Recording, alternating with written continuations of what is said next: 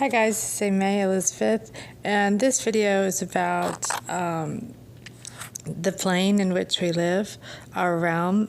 And for a while I was very on the flat earth side of things, and I would say that I still am. I definitely don't believe that we are on a spinning ball by any means.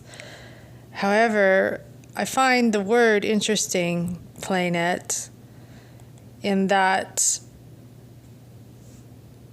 consciousness is essentially a plane of existence, and we live simultaneously. What's interesting is that we live in a state of awareness, a state of consciousness, and maybe you live in the state of Delaware or Louisiana, or a state in Russia, Georgia.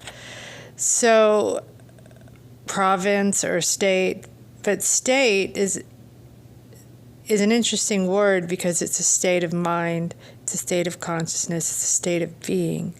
And plane, a plane of existence, is what I feel that we're on.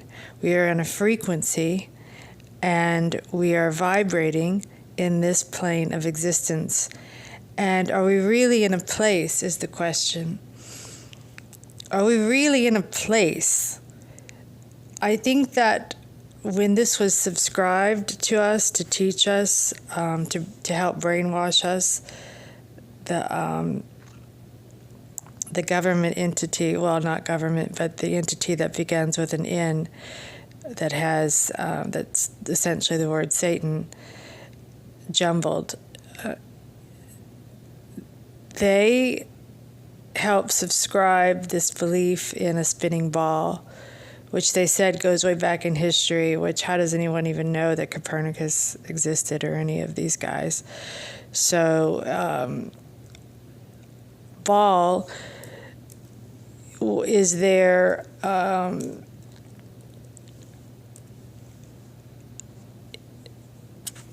You ever really realize that you're really not in a place?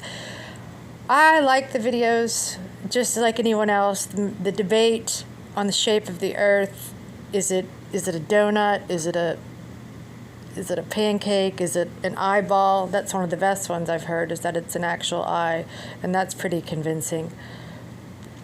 Is it a toroidal field, a tetrahedron? All the above, possibly, based on your perception. But the fact of the matter remains is that you will never see the world, due to our size being so small in relation to our surroundings. You will never. They can do, the laser tests like they do, and I commend them, and what a great idea. And I know, and I'm sure many people in the truth community would love to go beyond Antarctica. I mean, are there places, is there stuff going on? Of course, Deception Island, Rothschild Island, they give us the clues all the time. We know that there's some shady stuff going on, and according to the map of the moon, we can see clearly that there is more land than we've been told. So they've hidden this from us.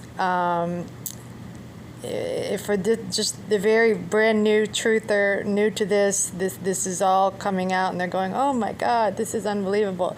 But for those of us at more advanced levels, we've known this for a while. And the thing is once it hits you, once you realize that you're not in a place, you can kind of let that go. And I think it's important to let it go. I mean, you can only research this stuff so much. Like the higher self, I don't really think our higher self or higher spirit, oversoul, I don't really think it needs more Tartaria, mud flood related substance to feed itself. I think that we need to advance out of here, and so we can get out of this place. I think that letting that go, I mean, for me, I'll still listen to it. I still find it entertaining, and interesting. But it has its limits. Once you realize everything is fake, everything is artificial, we're in a simulation. Essentially, we're wearing some sort of virtual headset. And if you were to wear a virtual headset, let's just say, because they have these places now where you can go in and you can wear the virtual headset.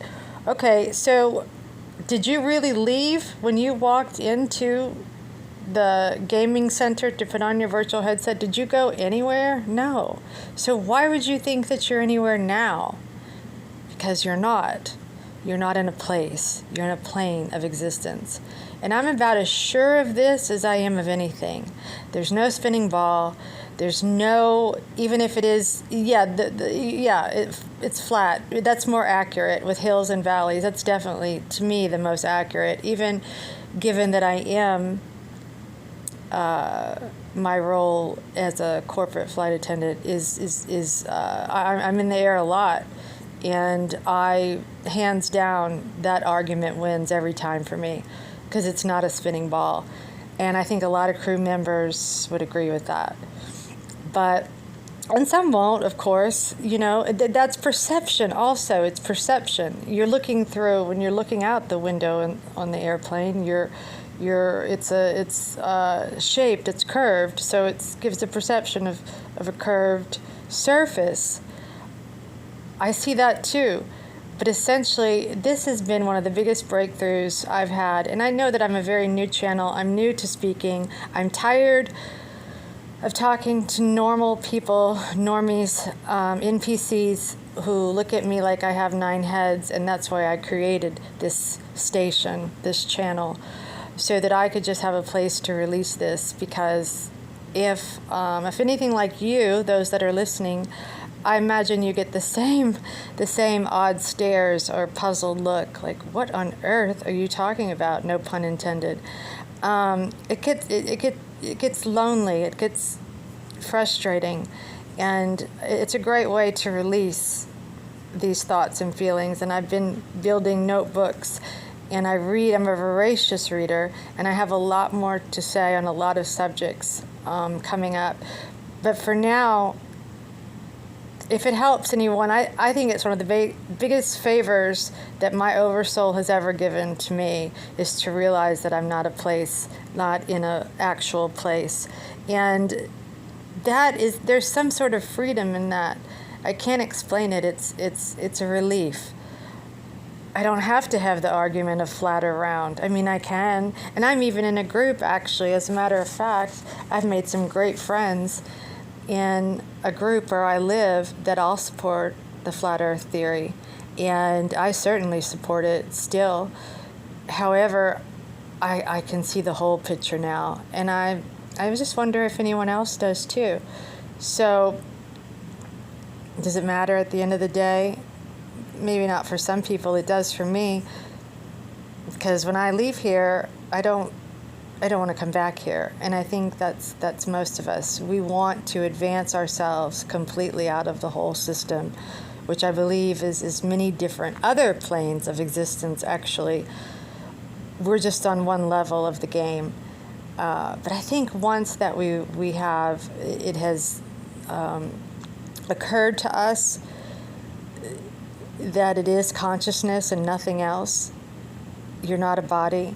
You are a body inside of a soul that is in the plane of existence, in a state, whatever state you're in, Texas, Kentucky, whatever state you're in the realm, you're in a state of consciousness.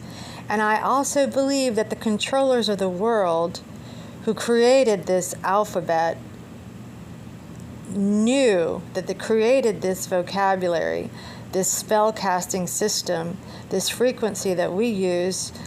They knew that we were on a plane of existence in a state of consciousness. And that's my thoughts on that. And I'd love to hear your comments. Thanks for listening.